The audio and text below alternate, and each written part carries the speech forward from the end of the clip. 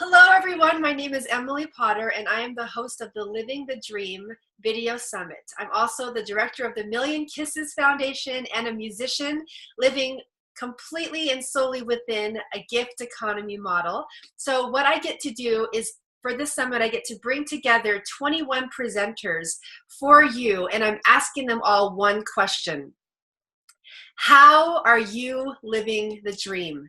I want to ask that question of Reiki masters and shamans and professionals of music and art and all sorts of expertise. And I want to ask them because so many of us are wanting to live that dream, and we have it clouded over with our scares, our inhibitions, our insecurities, our fears and doubts. And I truly have a passion that we came to Earth to live the dream. And so I want us to break and blast through those barriers. So I ask these individuals to come gather and we can ask them the questions. So I'd like to introduce you today to David Ziemba. He's coming from Chicago, Illinois. Welcome, David. Hi, Emily. Thank you for having me here today. I am excited. I met David when I was in Chicago several years ago, and then once again met him this last time I was in Chicago. David is doing tremendous things in Chicago. He knows it, I know it, and so I very much wanted to have him as a guest today. I want to tell everybody a little bit about you, David, before I give you the chance to talk. David is a third-generation circus performer. He started at the age of 7 with the Triton Trouper Circus. He's the founder of BrilliantlyMad Magazine. He's performed in all different ways, not just circus. I know he does so many things for well over 1,000 events. And then in 2016, he launched Make Believe Professionals. And I can't wait to ask you about that because that sounds really exciting. So David, I have a first question for you to get us started.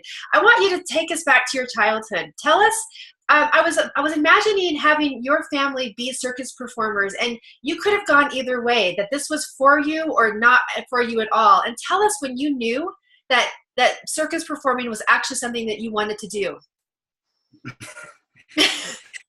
I don't really have an exact moment, but I know it definitely switched from, it was something that I just was doing, going to different parades with my mom and my sister and my grandma and my uncles. We were a part of like Ronald McDonald as well. They would all dress up and have like big floats and everything. And then throughout school, kids were started making fun of me. And then so I became like, well, maybe this isn't something I want to do if kids are making fun of me for being a clown. And then after high school, I just was realizing that was something that I did want to do. And it's something that brought me joy, brought other people joy, and I could make a living on it, living month to month. And I'm still doing that, where it's not something where I have thousands of dollars saved, but it's just something that allows money to come in from making people and helping people with joy and happiness. And that's exactly why I wanted to interview you, because I wanted to interview people who are not in a traditional system of what a professional career might look like. I don't think I've ever known a circus performer until you. So you're intriguing to me, and that you've made this a living. Can you take us back when you first started to become a professional? And one of the things that our audience really wants to know is how to eliminate the fears around money, because you could have just gotten a corporate job and had security in that way. Can you tap into your heart, connect to the people in the audience who might be just starting out, and you found what your dream is and you decided to go for it? Tell us about those fears, the scares of making this a profession and then overcoming them. Oh, wow. Yeah, it's always a struggle. Waking up, and every day you have to really choose to make this a living, make this a profession, having the trust that this is going to work out. Some days are more harder with just our emotions, because emotions just come, and we're in the midst of emotions, and the emotions can get into our heads then, because our head's like, why do I feel sad? Why do I feel a lack of? And it's just this idea of, well, what's processing in my body? And the mind can just come to choices about its own self of like, I'm not good enough. This is probably not going to work out. And it's going to give you a lot of self-defeating things if you're focusing on allowing your mind to process your emotions.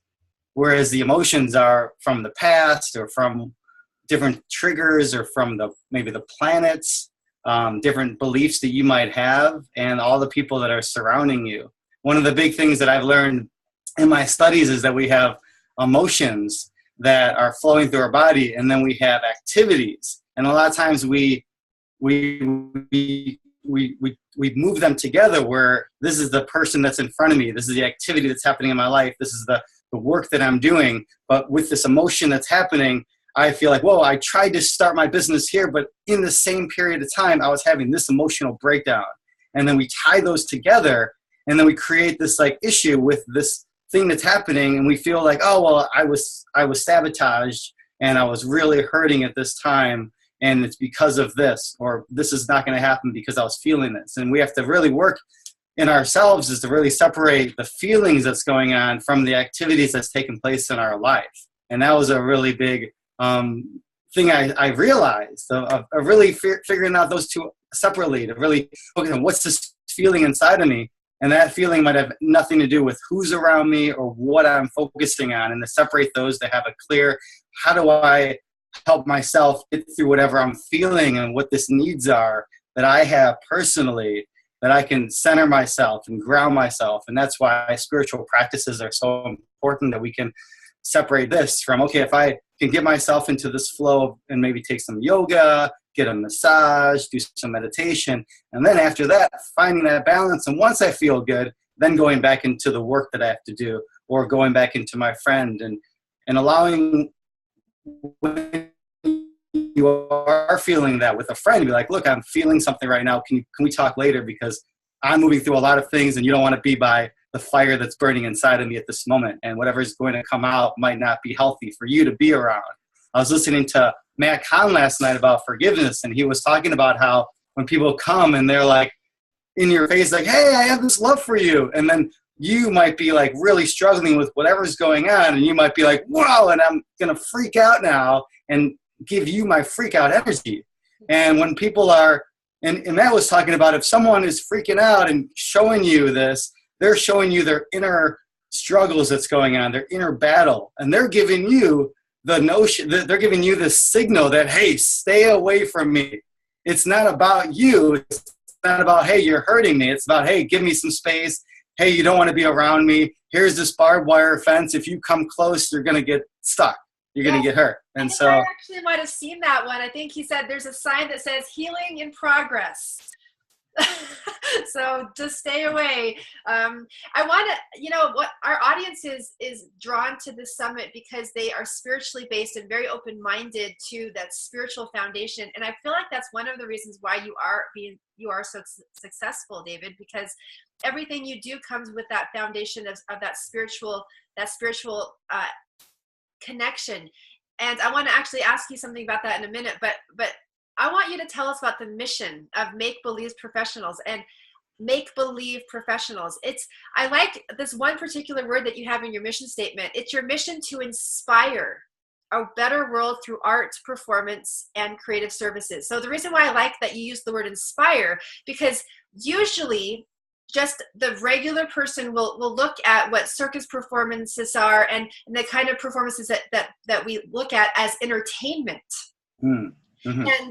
And entertainment is a little bit different than inspiration, at least in my limited thought form. So I want you to tell us about the mission to make a better world, to inspire a better world, and how do you feel it happens through performances and art that you're giving? Does that question make sense to you? It's my lifelong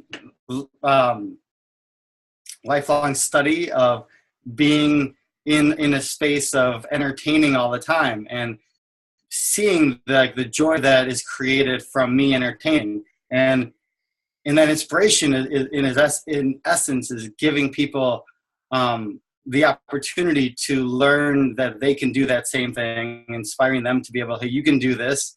This is not like magic where it's like separation, where it's magic that you can actually do that magic and make believe a reality in itself, and allowing people and giving people that what's the word,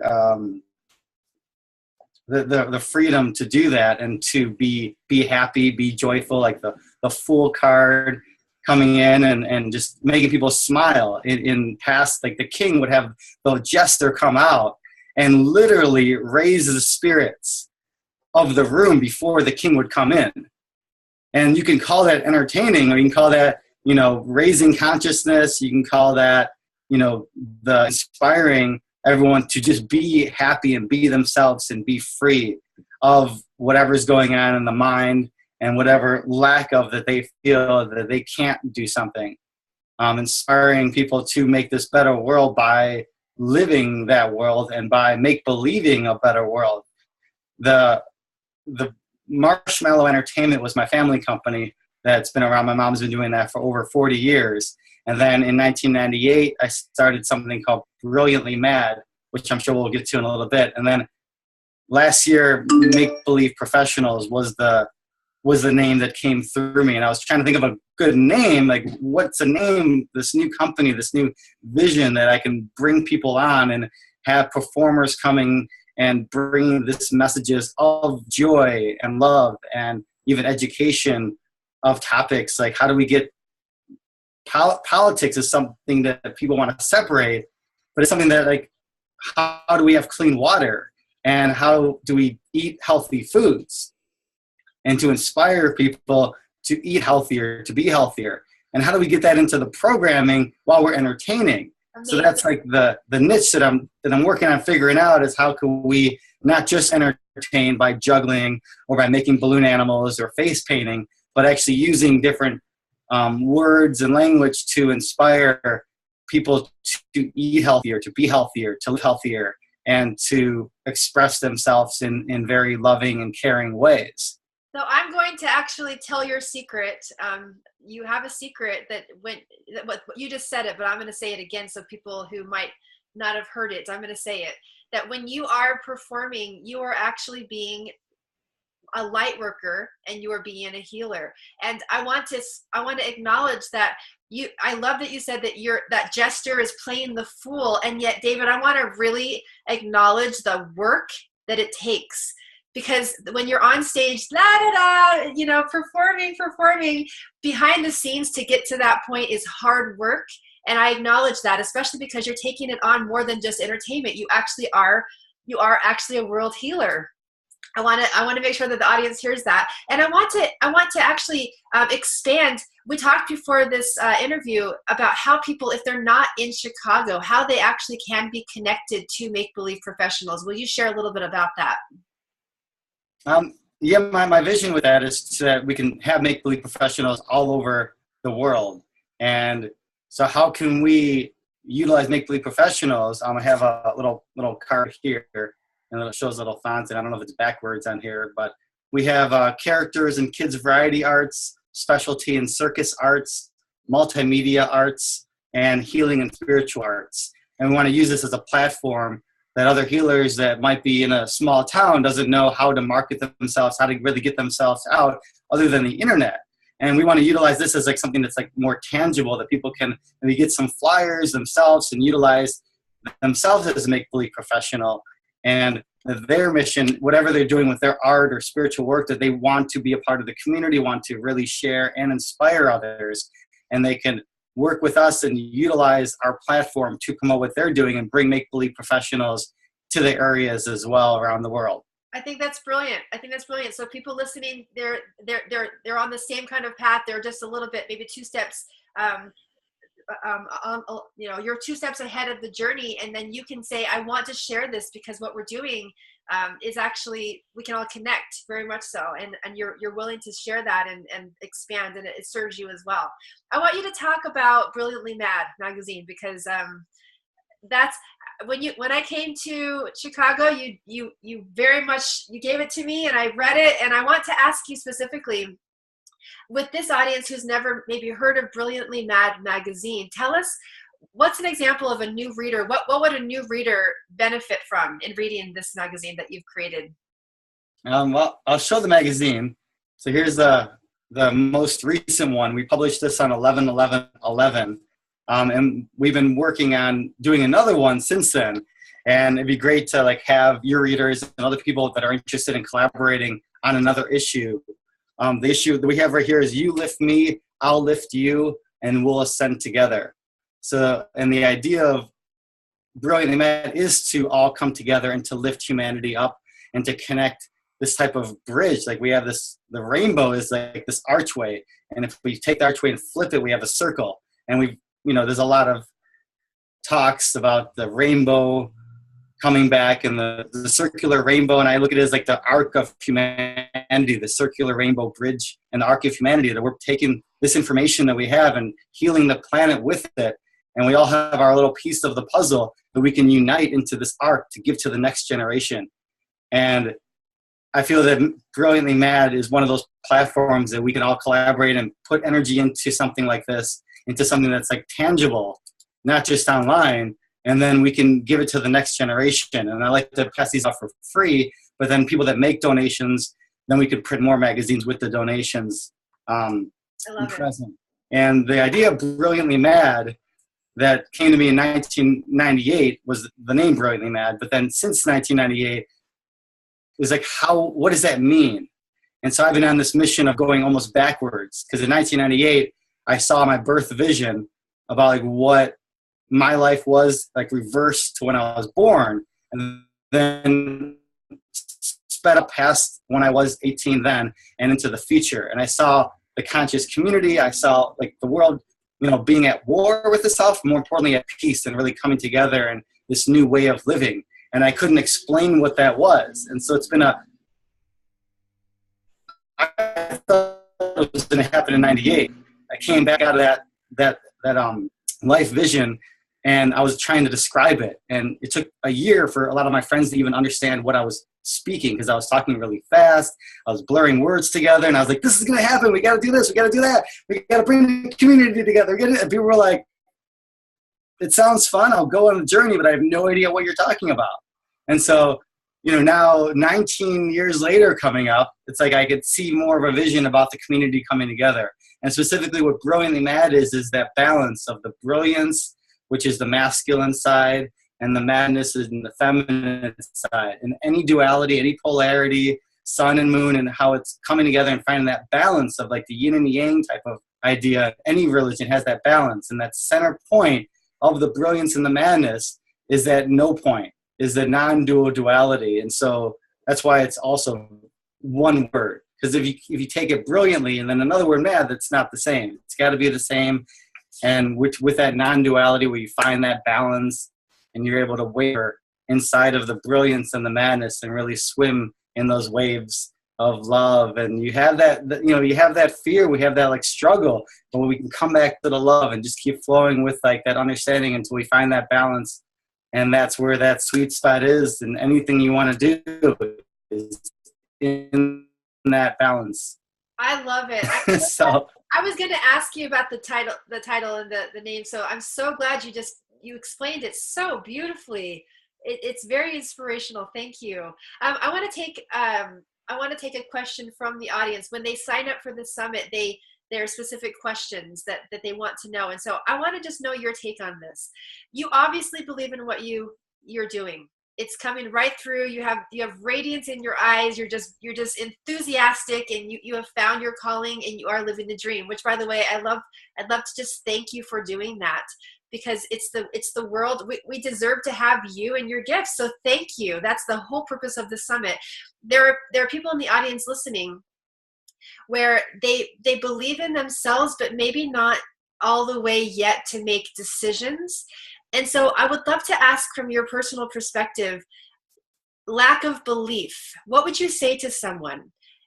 They have this quiet little dream just sprouting in their hearts, and then they go to their jobs, and then they watch their favorite shows, and then it goes down, and then it still sprouts, but then it's just not, there's not fortification, there's not that support.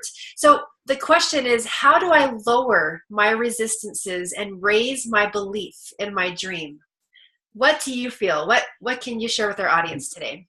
You got to find out what you love and allow that to help you move forward and to inspire you. And like I said before about the feelings, I mean, your job is going to bring you feelings, and this overload of work and confusion is going to just bring your disbelief and your comfort levels into a weird place. And to find that separation of how you can really separate your feelings, like how are you feeling now, take care of yourself, and then don't judge your vision, don't judge your goals and your dreams on your feelings at the moment that can be not even associated with that, and to really have that understanding.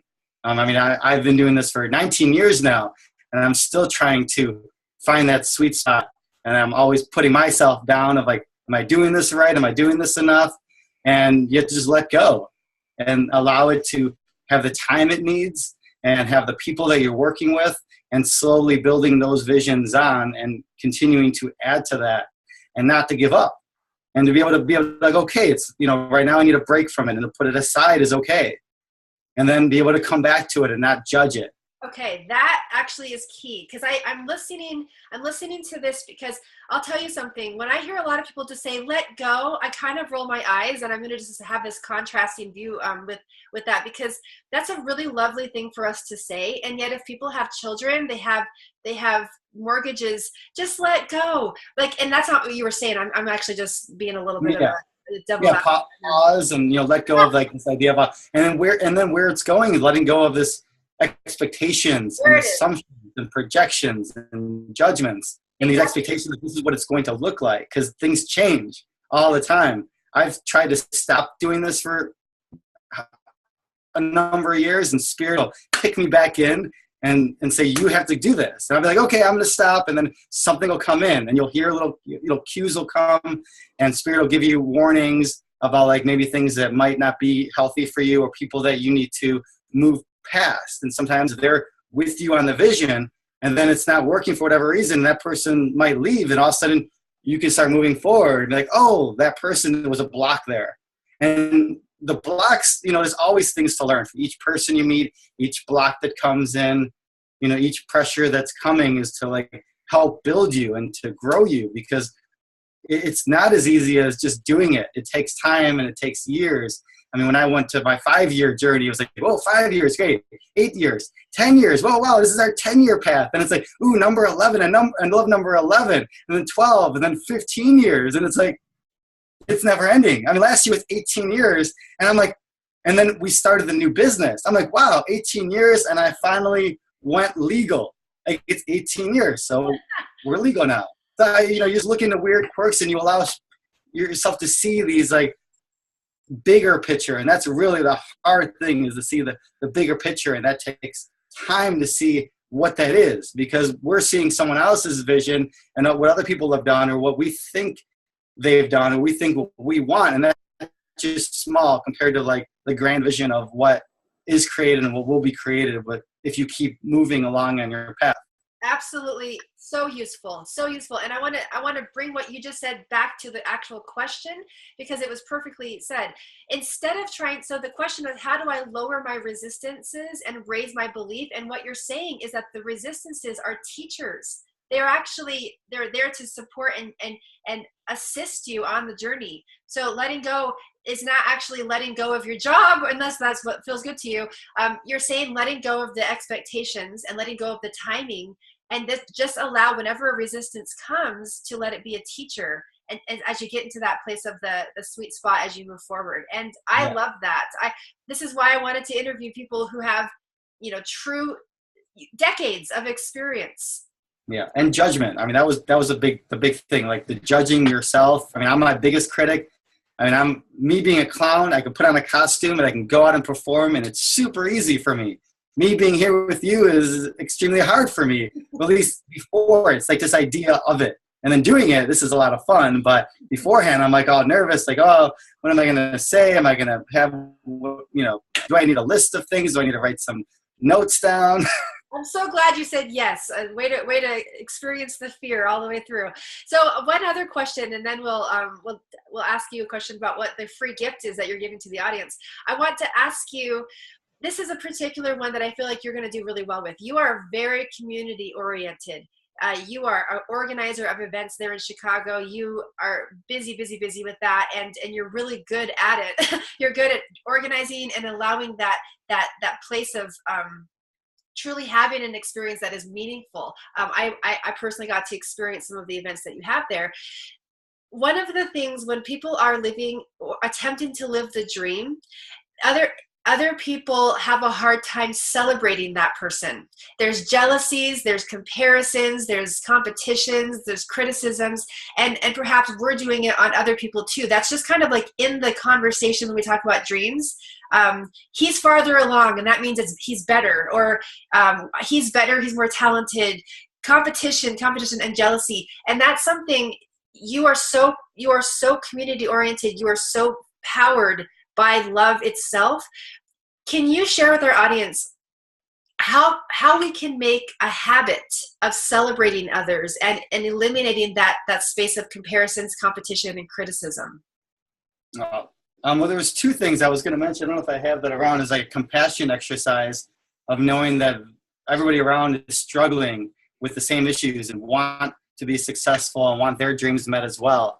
And so to really have compassion for others. And another way to do is nonviolent communication, which I've been studying more, and being able to see really what the wants and needs are of that person, and not to take, and like Matthew Kahn said yesterday, not to take what they're doing personally, because they're just going into the spirit and saying, I'm having a struggle with spirit. I'm having a struggle with my own dreams. And they're imbalanced and then forcing that on you. So even if they say something of lashing out, it feels like they're jealous of you and upset at you, not to really take it personally. And that's really hard to do, and to really just love yourself and to offer compassion and support, and then allow that to support to come with, back to you. Because the more you support others, the more you'll get support. And the more, building that it is. I mean, love just multiplies and multiplies. If someone's upset and you're smiling, that's going to then make a different dynamic, that if you're just not smiling and they're upset and you're just like, okay, well, you're just going to keep sinking down, where our mission is to raise the vibration, and working on Conscious Love Summit. So we had this idea of consciousness. Consciousness is just what's here, what we see. Anything is consciousness, whether it's good or bad or something that's like hurtful, something that's positive. But when you have this conscious love, that really shows a different side of what this community is all about. What we're doing is really bring this conscious love community, and coming from a place of love and support.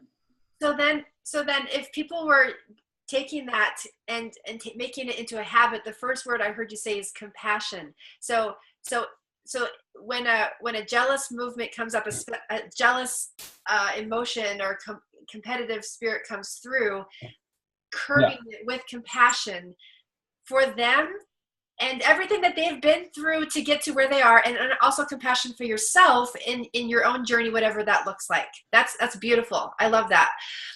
Okay, well, I want to focus now. You get to give a free gift to our audience today. I'd love for you to explain what that is. Yeah, well, I mean, there's a bunch of free gifts. I mean, if you message me and ask me for another free gift, I'll send you one too. But for now, I have the magazine in print, but we also have a download version. So I was going to send a download copy for everybody.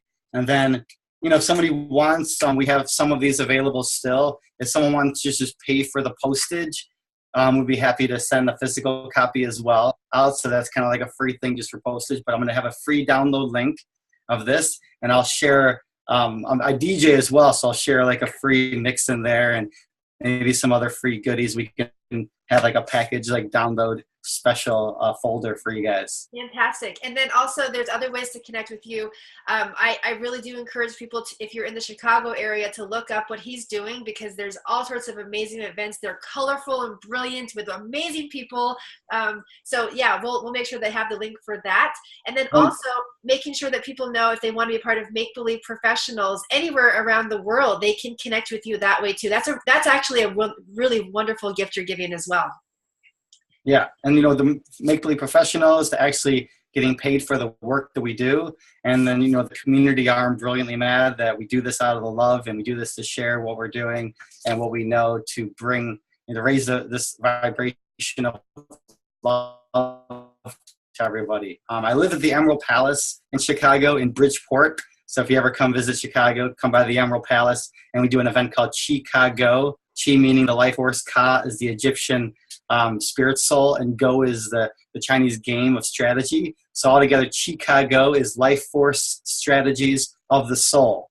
My good friend John Cicelli helped create that, and he also created this Angel Links and Angelish of a different way to look at English. So lots of beautiful things in Chicago, and thank you, Emily, for inviting me here and to share some of the things that we've been working on for 19 years now in Chicago. And I would love to, network with everybody else. It's time to come together and, connect this rainbow bridge of humanity so we can pass on, the powerful works to people in live motion and into the future. Because who knows what's going to happen? We got this people in office that are wild, and we never know if we're going to have this abundance. And we want to print another issue. I think it's really important to print another issue to have something tangible compared to relying on the internet and our phones for. So then people can submit to Brilliantly Magazine. They can submit their writings as well. Fantastic. Yeah. I want to also say specifically to any artists, musicians, poets, the Chicago event is really a wonderful place. You have an open mic there. I was able to perform there as well. So if you're going through Chicago and you're looking for an event with like-minded people, definitely Chicago is a good place for you. David, it's been a pleasure. I wouldn't have even known that you were nervous. You did such a wonderful job and spoke from your heart so beautifully. So I want to thank you for coming with us this afternoon and sharing your expertise with us.